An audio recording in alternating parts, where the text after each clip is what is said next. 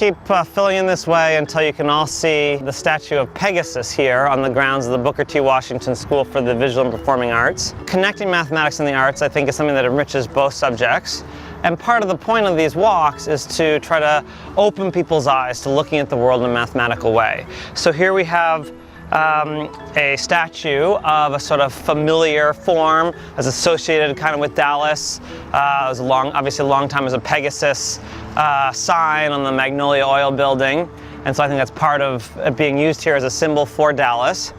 But if we take a look at this through a mathematical lens, we can say, okay, Pegasus is a very complex, flowing form, and it's a very dynamic sculpture. The horse seems to be caught just in the midst of launching into the air, and yet this had to be constructed by the artist out of these pieces of steel.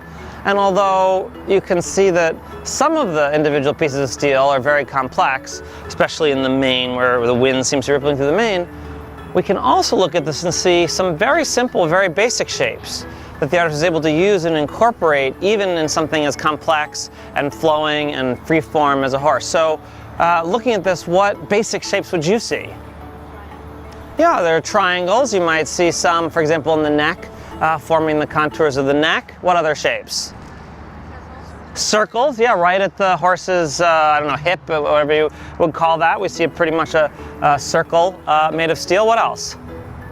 Cylinders, absolutely, especially in the wings. Some of those are just essentially half pieces of pipe that are used to make those wings. So the main point here is that when we look at the world, we can break it down into basic shapes, and it'll help us understand the structure of things and recognize that those forms make up everything around us, and also they tell us something of the purpose. We see a circle at the rear hip of the horse because that's a joint that has to rotate the way that a circle can easily rotate. So we can understand the functions of things in the world around us through their basic mathematical shapes.